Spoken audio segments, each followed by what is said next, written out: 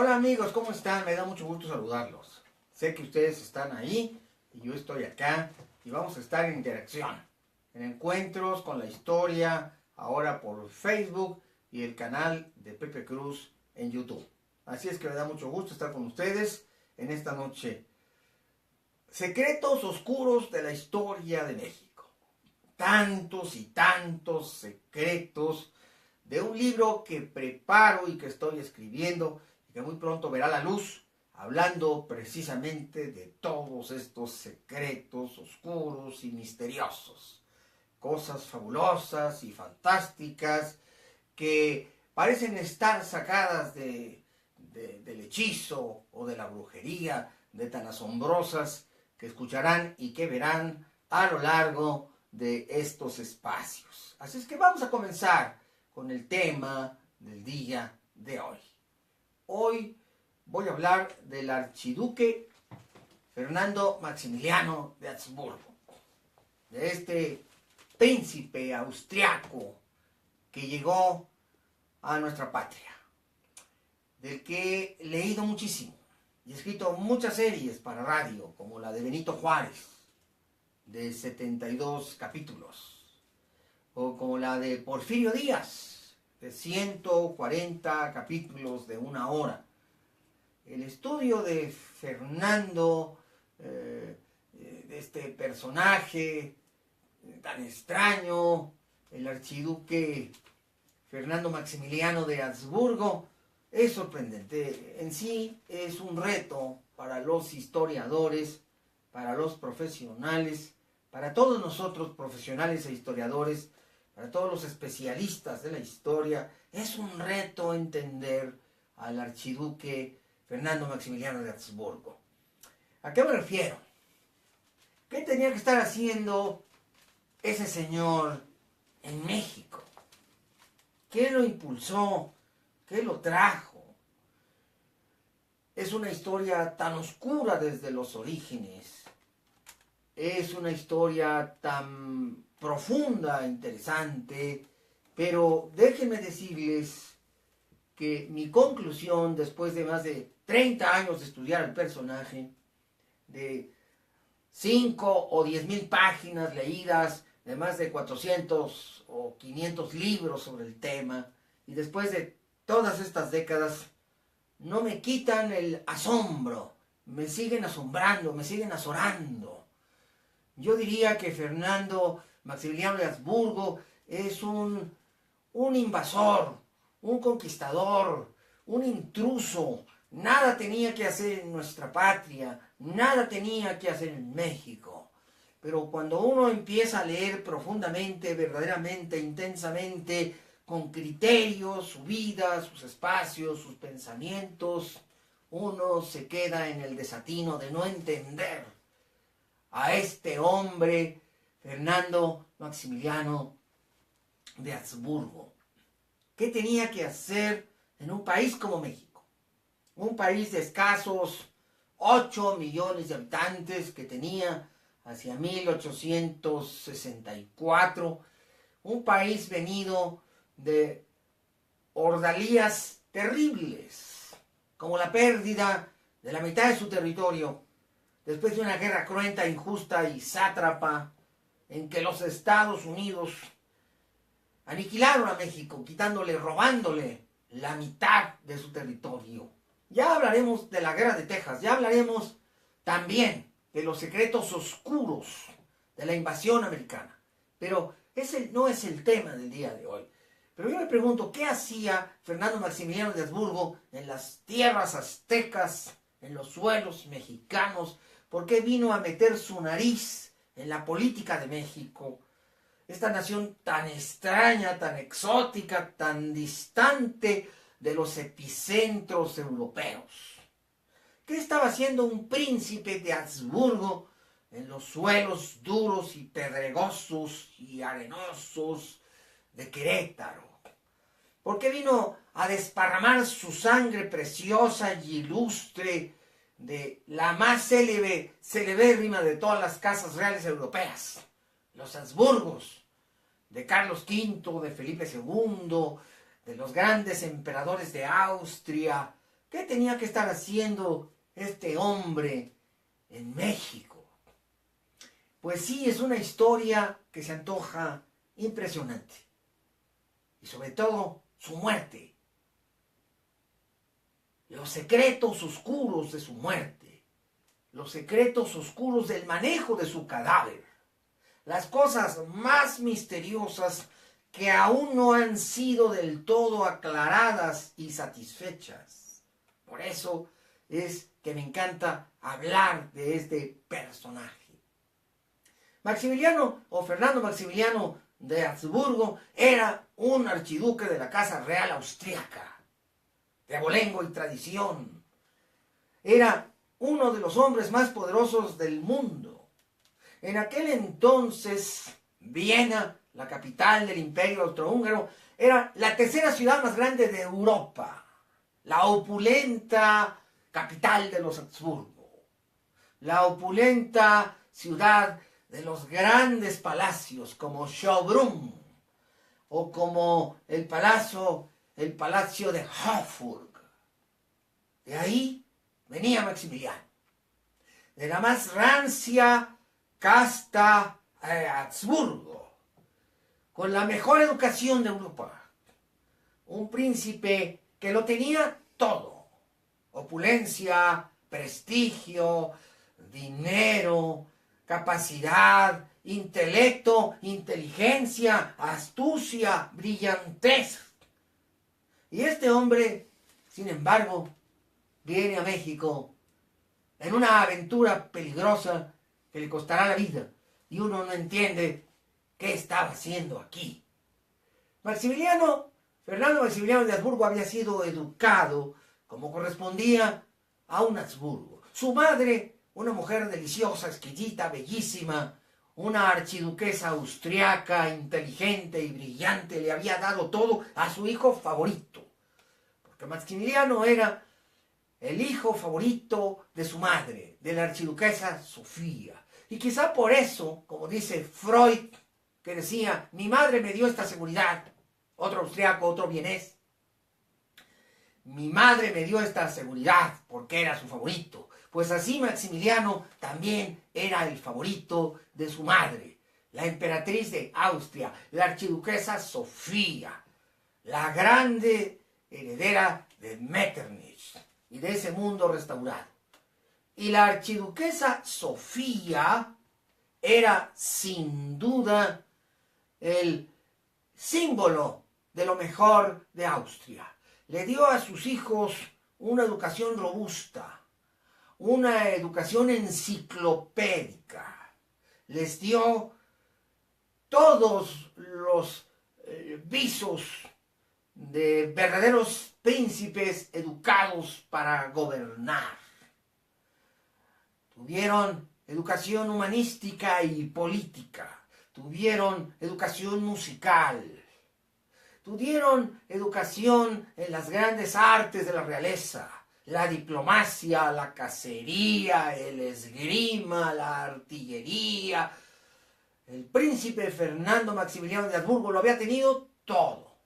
Era un hombre robusto, era un hombre fuerte, era un hombre apuesto, era un candidato natural a ser el heredero del trono de Austria, pero no era el heredero, porque antes que él en derechos estaba su hermano Francisco José. Y por lo tanto el trono de Austria le pertenecía a él.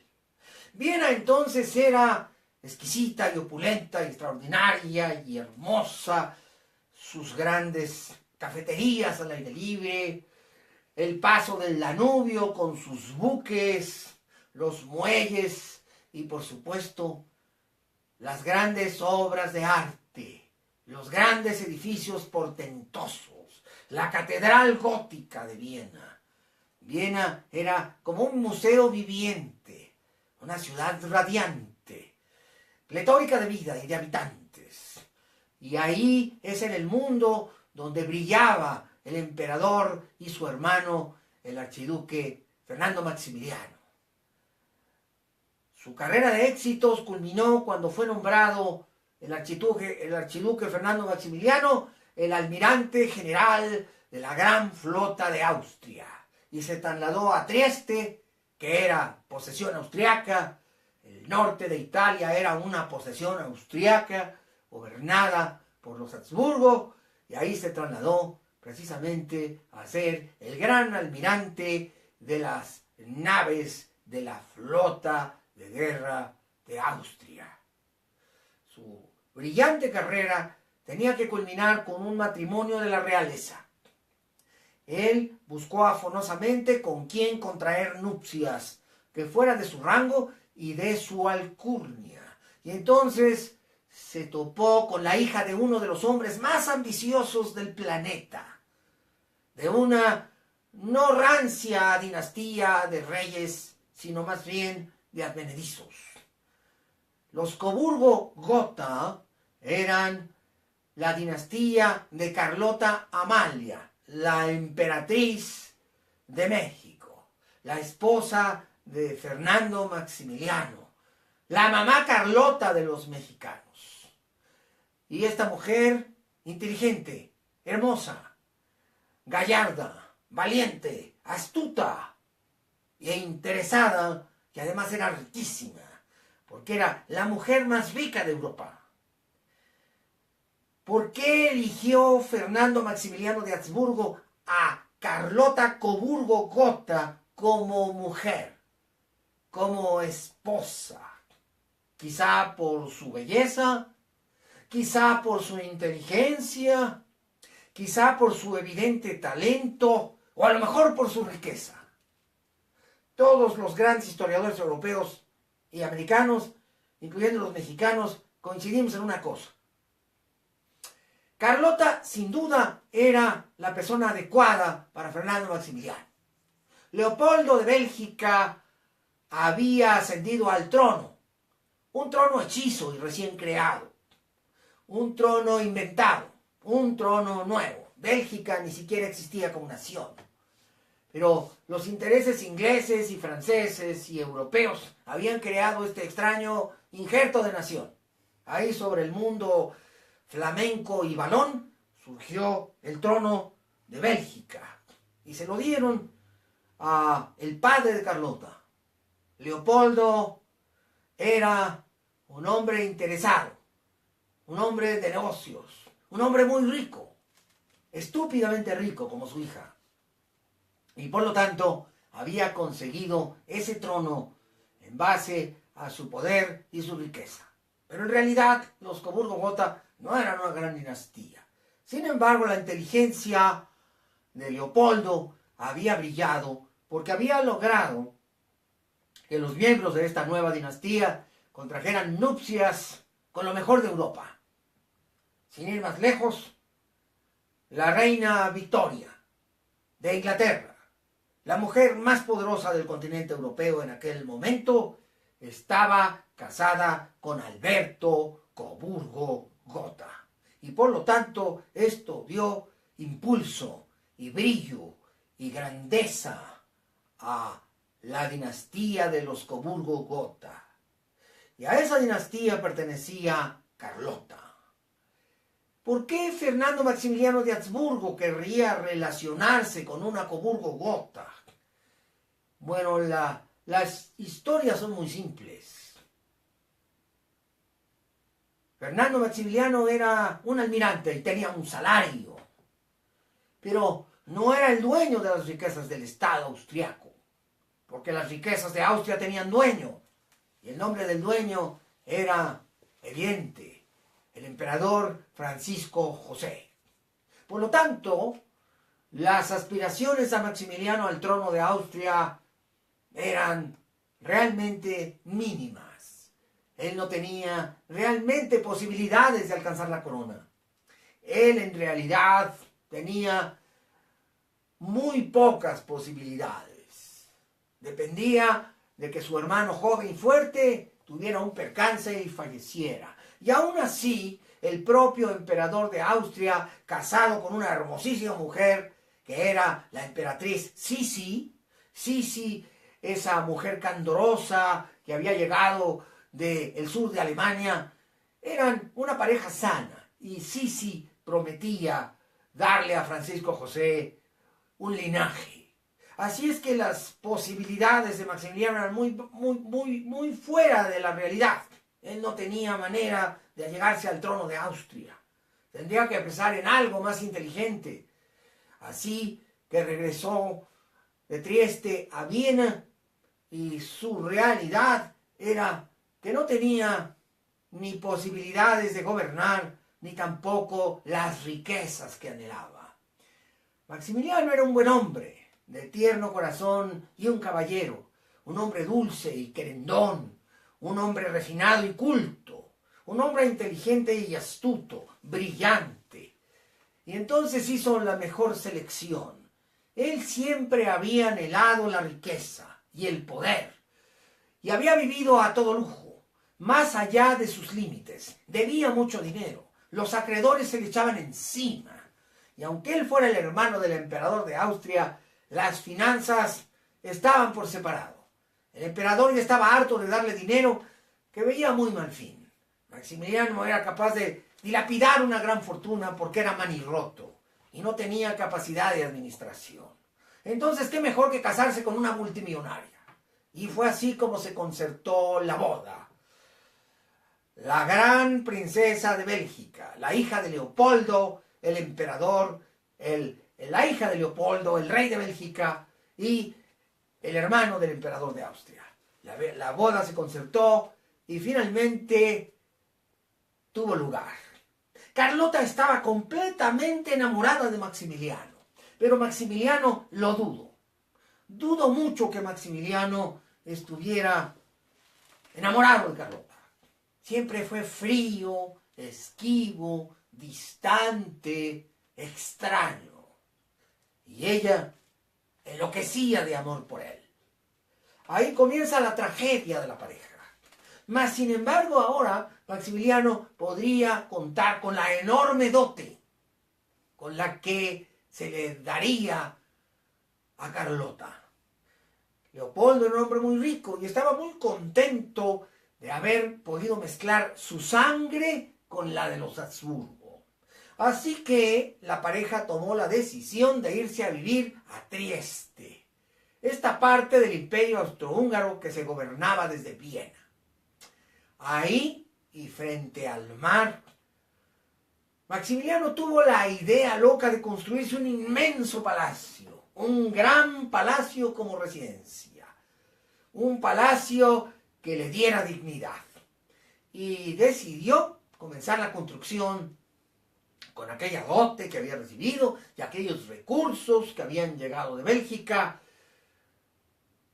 Empezó a usarlos para la construcción de dicho palacio que evidentemente ustedes ya adivinaron, se trata del Palacio de Miramar.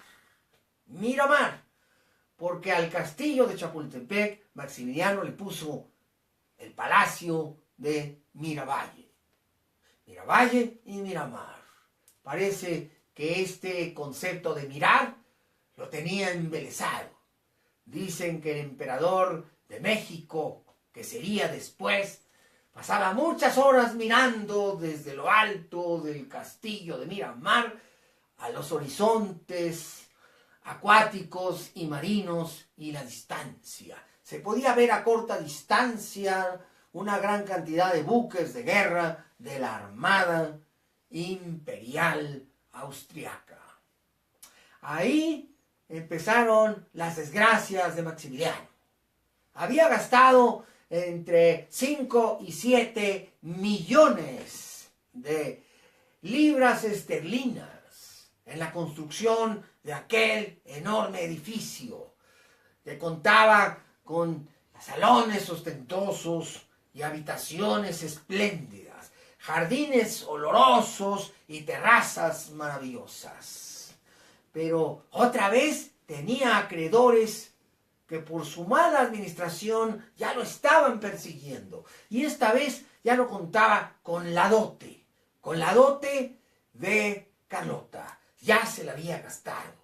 Como ven ustedes, el problema de Maximiliano es como el de los juniors, como los hijos de los millonarios que gastan y gastan y gastan, pero no saben producir dinero, ni mucho menos administrarlo. Maximiliano era, sin duda, como esos hijos de ricos que no saben el valor verdadero del dinero, y mucho menos de una buena administración de los recursos. Coincidió todo esto en la vida de Maximiliano con la aventura del emperador Napoleón III de conquistar a México y convertirlo en una provincia del Imperio francés. Las crisis en México habían estallado. Las guerras entre los partidos conservador por un lado y por el otro los republicanos, los liberales, habían llevado a México a una crisis terrible y a una guerra civil cruenta. La Guerra de los 3 años había aniquilado la economía de México y destrozado la unidad nacional. Y justamente ahí, en una especie de revancha, se reunieron los notables para decidir que había que convertir a México en un imperio. Esto coincidía de mil amores con los planes de Napoleón III de tener una colonia como las que tenían los británicos en América, una gran colonia. Y México se le antojó que podía ser esa gran colonia. Puso sus ojos en 2 regiones, en el sureste de Asia, en Conchinchina, y en el Istmo de América, en México. Y decidió que iban a mandar sus buques de guerra para establecer en estas 2 naciones parte del imperio colonial de Francia. Así, México, una nación endeudada por la guerra civil, destrozada en su economía, destrozada en su infraestructura, no tenía cómo pagarle una deuda a los franceses y a los ingleses y a los españoles, los cuales se reunieron en el Pacto de Londres para discutir cómo le habrían de cobrar a México. Pero México no tenía con qué pagar. Benito Juárez, que a la sazón era el presidente de México, no tuvo más remedio que irse a la moratoria, porque tenía que escoger entre pagar los sueldos de los maestros, las pensiones de las viudas de las guerras, los trabajadores burócratas de la administración pública o la deuda externa. Y ante tal escenario, Benito Juárez, con gran gallardía y patriotismo, optó por pagar a los empleados y a las viudas y a los maestros de las escuelas públicas, y de esta manera se declaró en moratoria de pagos. Los del Pacto de Londres vinieron a Veracruz a atemorizar a México. Y Benito Juárez se sostuvo en que no podía pagar. El general Prim, que venía enfrente de los españoles, decidió aceptar las ofertas de México para una moratoria de pago, y los ingleses elegantemente se retiraron después de arrebatarle la soberanía de Belice a México para finalmente regresar a Londres. Pero los franceses, que habían puesto ya en México su dedo y habían puesto su visión en crear aquí una colonia de Francia, reclamaron el pago. Se iniciaron los llamados Acuerdos de la Soledad. Se les dio permiso a los franceses de entrar hasta las estribaciones de la Sierra Madre Oriental para librarse de las enfermedades terribles como la fiebre amarilla que estaban diezmándolos en Veracruz.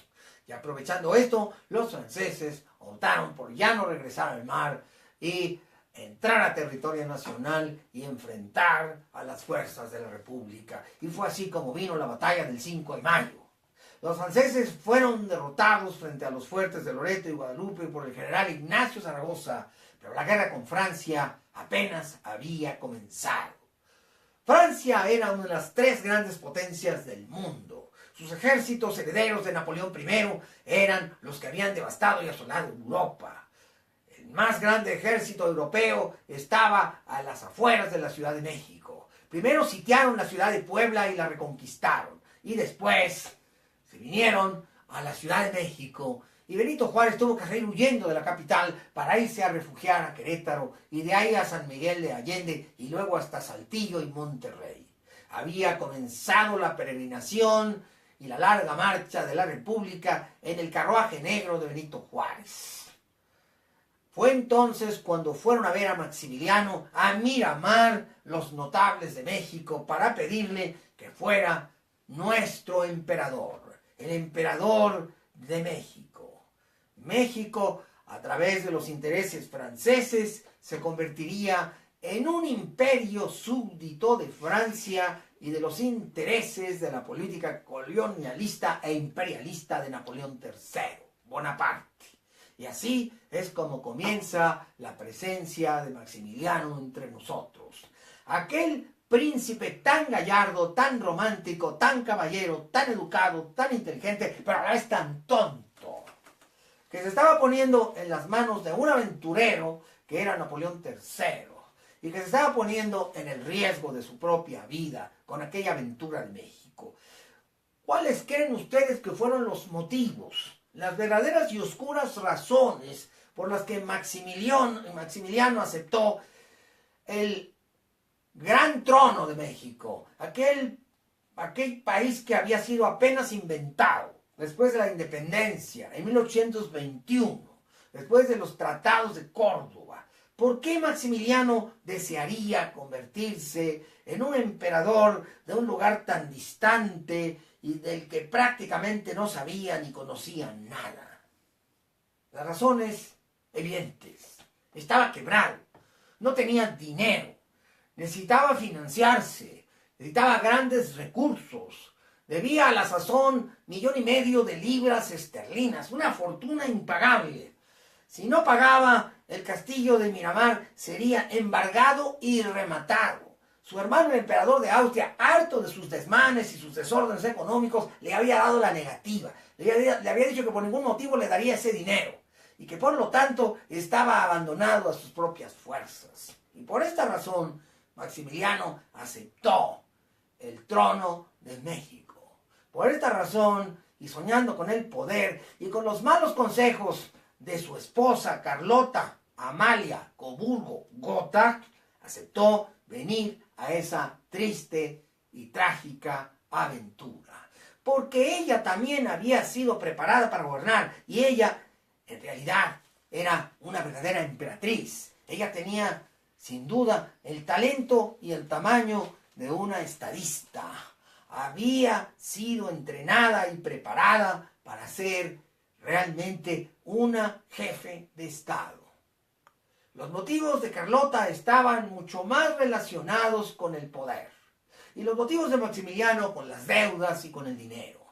Él no podía disponer de la fortuna de su esposa porque había una cláusula en el contrato matrimonial donde decía que ese dinero sería administrado desde Bélgica por Leopoldo, el padre de Carlota. Así que no quedaba más remedio que la aventura. Y es tan evidente la necesidad de Maximiliano que cuando llega a México se asigna un enorme salario destinado al pago de los acreedores que tenía en Miramar. Los aspectos económicos son básicos para Maximiliano. A pesar de que la nación mexicana estaba quebrada y archiquebrada y derrumbada, a él le interesaba cobrar su sueldo para mandarlo a Trieste y pagar sus deudas. Los intereses económicos de Maximiliano están fuera de toda duda. Uno de sus intereses principales era el dinero de México para pagar sus deudas enormes y terribles y salvar su castillo de Miramar de la ruina. Así llegan los archiduques finalmente a la Ciudad de México. Entran en Palacio Nacional y la primera noche que pasan es ahí de perros. ¿Por qué? Porque las camas que usaba Benito Juárez cuando era presidente, porque las habitaciones que eran presidenciales y que se le ofrecieron a la pareja de archiduques estaban abandonadas de semanas y estaban llenas de piojos las camas y de pulgas las alfombras y era un lugar abominable y un palacio oscuro y feo que no le gusta a Carlota. Y entonces inmediatamente le hablan de Chapultepec y entonces entran los arquitectos del archiduque a hacer de la escuela militar del castillo de Chapultepec una verdadera mansión para los emperadores, que sin duda no tendríamos de no haber sido por la presencia de Maximiliano. En tan solo 9 meses, el castillo de Chapultepec, llamado por Maximiliano el castillo de Miravalle, estaba listo para ser ocupada por la pareja imperial, llegaron las porcelanas de Sèvres, llegaron los grandes mármoles, llegaron las alcobas reales, llegaron los muebles de cedro y de caoba, y se instaló a la pareja real en lo que sería el gran castillo de Mirabai. Pero era solamente el comienzo de la desgracia y el principio de la tragedia. Benito Juárez, perseguido por los franceses, había seguido huyendo hacia el norte en el Carruaje Negro. Había llegado a Parral, a Chihuahua, y allí había recibido el beneplácito de los chihuahuenses y sobre todo del hombre más poderoso del norte de México. Este lo acogió como presidente y lo respaldó y puso coto a sus perseguidores.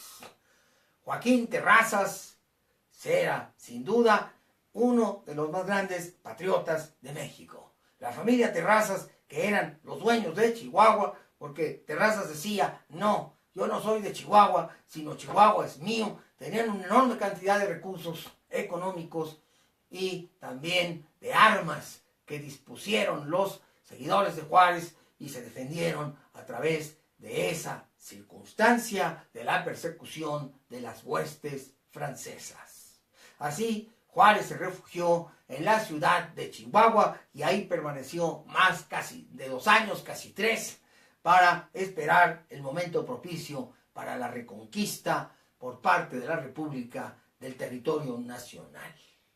Así las cosas, los demás ya lo sabemos. Los años espantosos de la guerra y los ires y venires, el desorden y el caos de toda guerra. Los franceses al principio tuvieron éxito, conquistaron Oaxaca, pero luego Porfirio Díaz se convirtió en el brazo armado de Benito Juárez en el sur y precisamente en el talón de Aquiles de los franceses. Primero reconquistó Oaxaca y después Puebla y al final la Ciudad de México. Y Porfirio Díaz, el general Porfirio Díaz, abrió las puertas de la capital de México cuando Maximiliano huyó al norte para escapar de la ira de la República y defender su último bastión, la ciudad de Querétaro.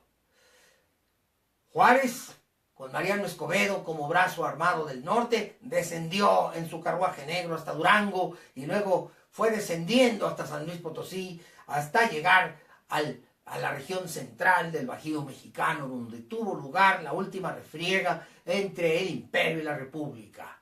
La defensa de Maximiliano de Querétaro realmente fue heroica. Su carácter, definitivamente el de un patriota. Aquel austriaco venido de tan lejos se había enamorado de México. Se había creído el hecho de que era mexicano. Había adoptado a México verdaderamente con candor, con hermoso candor patriótico. Llegó a amar a México.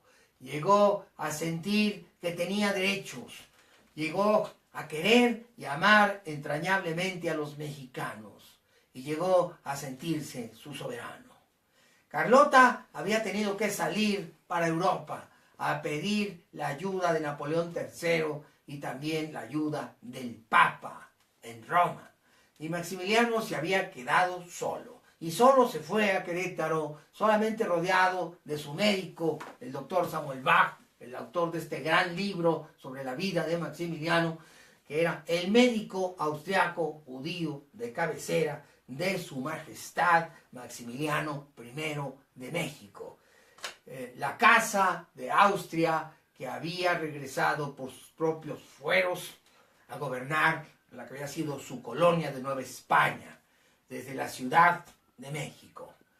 Maximiliano así es ya un hombre mexicanizado. El tiempo, tristemente 3 años que ha estado en México, él se ha tropicalizado. Se ha vuelto mexicano, ha amado los tacos, ha amado las enchiladas, se ha vestido de charro, se ha convertido en un mexicano de corazón. Y eso es lo más triste y lo más entrañable. Que este hombre que deberíamos odiar como el invasor, como el conjurado que vino de fuera a convertir a México en un imperio, a derramar la sangre de miles y miles de mexicanos, debería ser odiado, pero no lo odiamos, la verdad es que lo queremos, porque Maximiliano, con su gallardía, con su valentía, con su patriotismo, con su simpatía, conquistó, igual que la emperatriz Carlota, el corazón de muchos mexicanos. No se trataba realmente de un ambicioso aventurero, sino más bien de un iluso, de un ingenuo, de un tonto, que había pertenecido a la mascarada de Napoleón III. Un tonto que había sido manipulado, usado y después traicionado por el propio Napoleón III. Este hombre más parecía ser un hombre justo que un villano. En el traje de villano no cabía, y muchos lo quisieron, como si realmente hubiera sido el noble emperador de los mexicanos. Ahí comienza la tragicomedia de México, ahí comienza la tragicomedia del imperio. Juárez, aquel hombre tan severo, aquel hombre tan recio, aquel hombre tan inamovible, tan inconmovible, aquel indio de hierro, de acero, de piedra, no se conmovió ante la tragedia de Maximiliano y ordenó su muerte. Dicen ahí en el Cerro de las Campanas, el 19 de junio de 1867. Maximiliano, antes de morir, ya cuando iba a morir, tuvo esos actos gentiles que nos roban el corazón. Estando ahí, en el Cerro de las Campanas, dio un discurso, realmente un discurso conmovedor, de que moría con gallardía y con honor por su México amado y su México querido. Sus palabras no suenan a mentiras, sus lágrimas no son lágrimas de cocodrilo. Creemos que de alguna manera aquel hombre sí había aprendido a amar a México y sí lo amaba y sí moría con valentía y con gallardía. Maximiliano, por lo tanto, dio su discurso. Después tomó su reloj, aquellos relojes que se colgaban en el traje y tenían una cadena y tenían una tapita, y al abrir esa tapita se podían guardar fotografías y retratos. Maximiliano tomó la tapita de su reloj de oro, lo abrió y se podía ver en el interior un retrato de la emperatriz de México, de su bella mujer, de su esposa tan leal, tan enamorada que estaba de él, y que seguramente en ese momento le partió el corazón. La besó el retrato, y le dijo a un sacerdote, a su capellán, que le había asistido en los últimos momentos de su vida, y le dijo: si ella está viva, si ella está bien, díganle que muero con su imagen en mis ojos, que lo último que verán estos ojos serán su entrañable imagen, su belleza, su hermosura, y mis sentimientos se centran en este amor que siento por Carlota, y fue y será mi última imagen. Moriré con ella en mis ojos, en mi corazón y en mi entraña. Y así se enfrentó al pelotón de fusilamiento y Maximiliano murió según la historia que los juaristas y los republicanos contaron.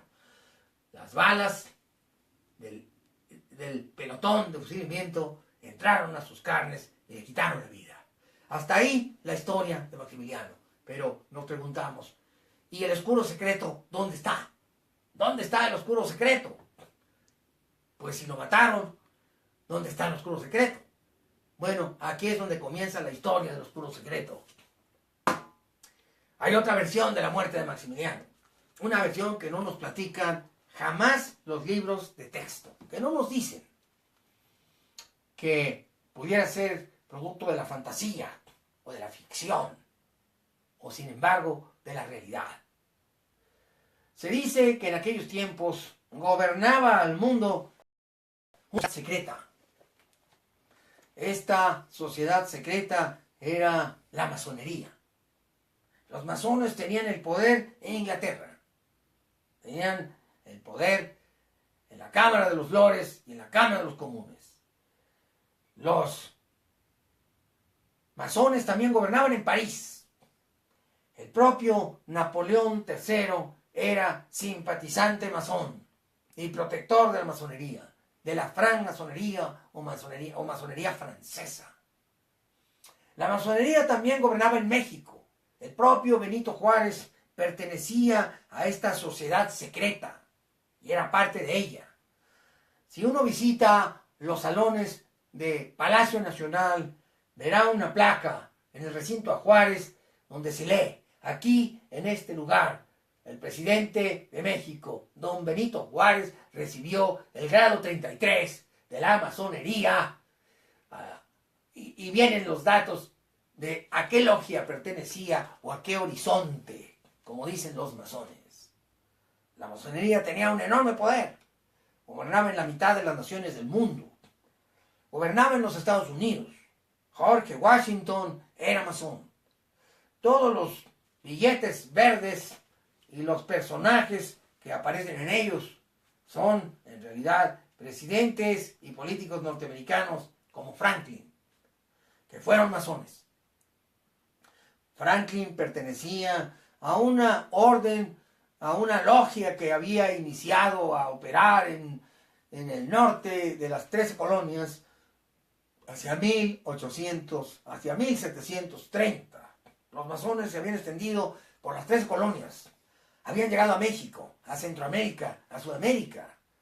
Los grandes libertadores del continente americano, los próceres de la independencia, eran masones. José de San Martín, Sucre, Simón Bolívar, entendían de masonería, sabían de masonería. La masonería también había comenzado en México. La propia masonería había incitado a las colonias de España en América a rebelarse. El pensamiento masón permeaba a la política del siglo XIX. Estaba introducida en todas partes. Y los masones pululaban en todo el continente americano, desde la Argentina hasta los Estados Unidos. Por lo tanto, esta organización o esta sociedad secreta tenía un enorme poder.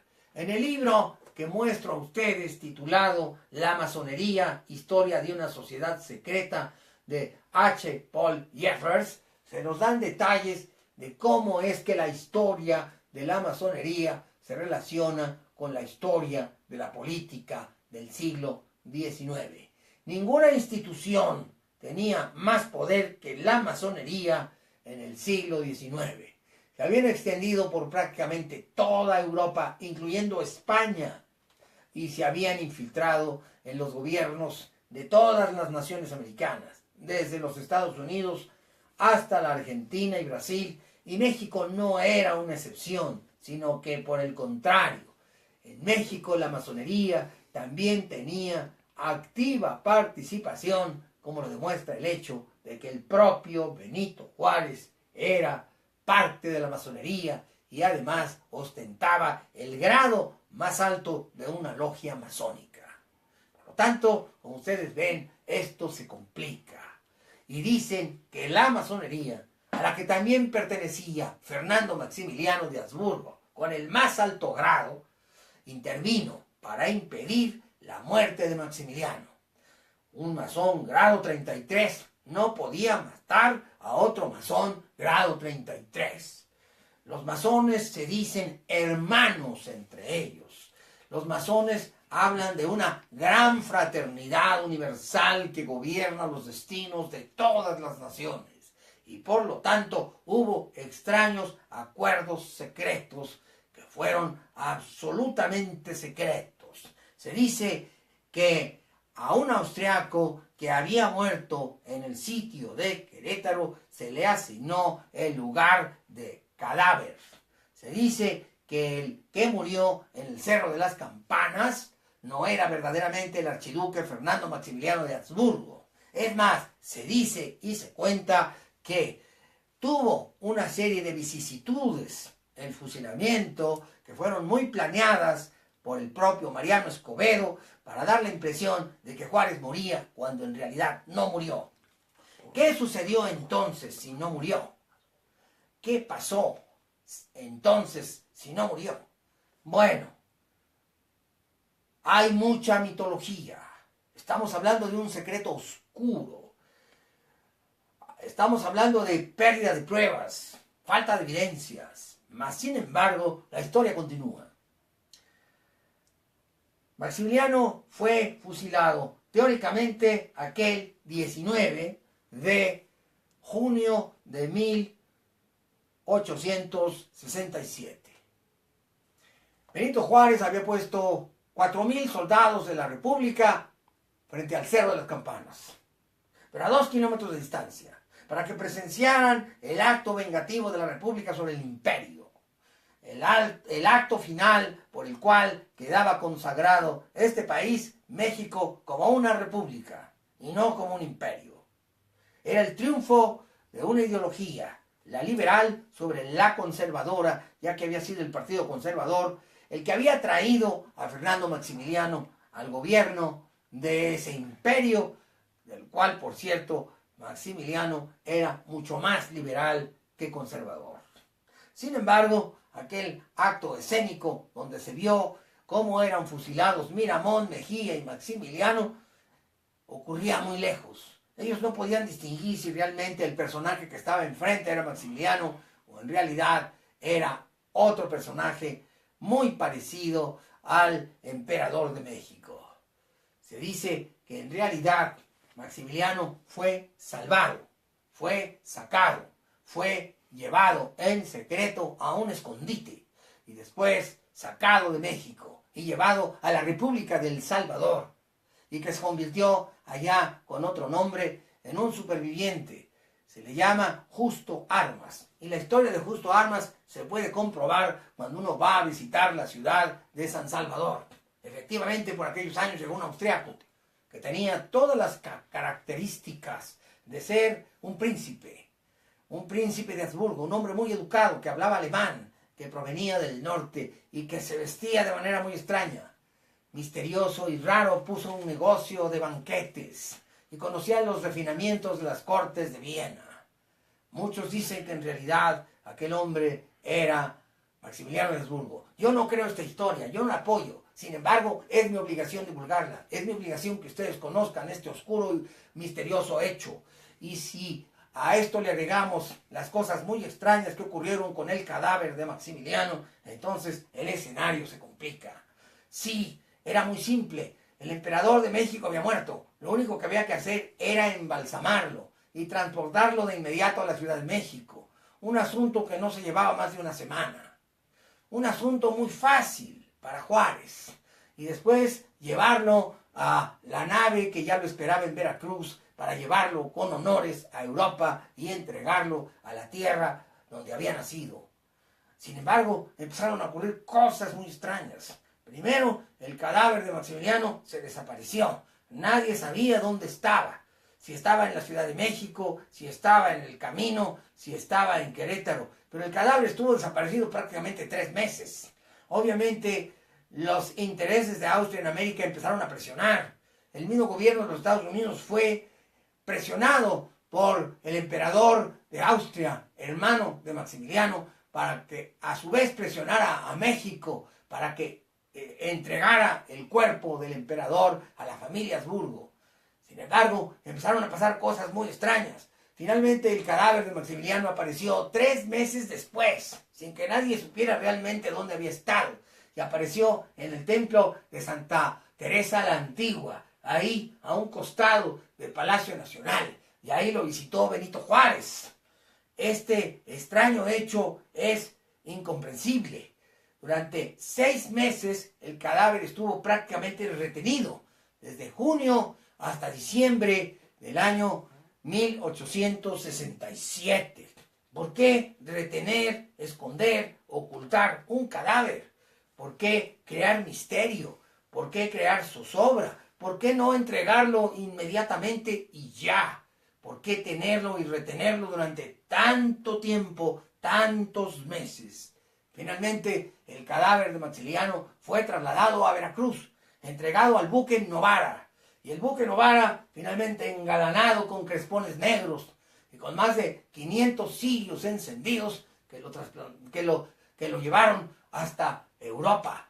Ahí viajó el cadáver del archiduque, del emperador de México. Fue llevado a Trieste y ahí entregado a la autoridad austriaca, transportado en un tren especial funerario que cruzó finalmente los Alpes y que se dirigió a la ciudad de Viena, entre los paisajes nevados del año de 1868, enero de 1868, por fin la archiduquesa Sofía pudo contemplar el cadáver de su hijo que había llegado a Viena para darle cristiana sepultura. Aquella pobre madre había esperado 7 largos meses para tener el entrañable cadáver de su hijo entre los brazos.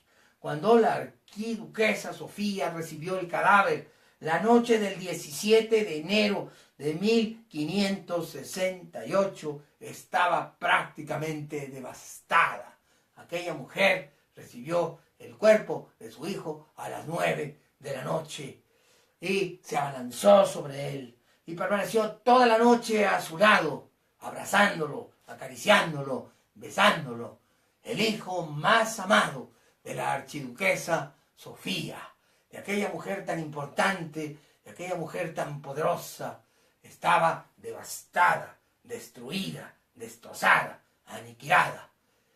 El enojo de los austriacos no fue por la muerte del archiduque. Fueron azares de la política. El verdadero enojo e indignación de toda Europa fue por el misterioso hecho y caso del cadáver. Se había dicho de todo, que el cadáver había sido desaparecido, que el cadáver había sido mutilado, que el cadáver había sido descuartizado. Todo se manejó, todo se dijo, todo se hizo. ¿Por qué Benito Juárez tenía interés de que pasara tanto tiempo para entregar aquel cuerpo? ¿Es acaso la historia de Justo Armas, el nombre de este austriaco que apareció, que llegó con características que podrían señalarlo como Maximiliano? En realidad es parte del juego oscuro que no conocemos. ¿La historia de Justo Armas es ficción o tendría un viso de verdad? ¿Qué pasó en realidad? ¿Por qué retener 7 meses un cadáver? ¿Para hacer sufrir a los austriacos? ¿Para humillarlos? ¿Para vengarse de la madre de la dinastía Habsburgo? No lo creo, no lo creo. Juárez era también un hombre justo. No era un hombre vengativa, no era un hombre violento. Era un masón forjado en las disciplinas místicas de esa organización o sociedad secreta. En realidad hay mucha tela de donde cortar. El famoso misterio, el ocultamiento del cadáver, la aparición de Justo Armas, el horror y el terror de que el cuerpo llegara hasta enero de 1868, da mucho que pensar. Hay muchos expedientes secretos, hay muchas incógnitas, hay muchas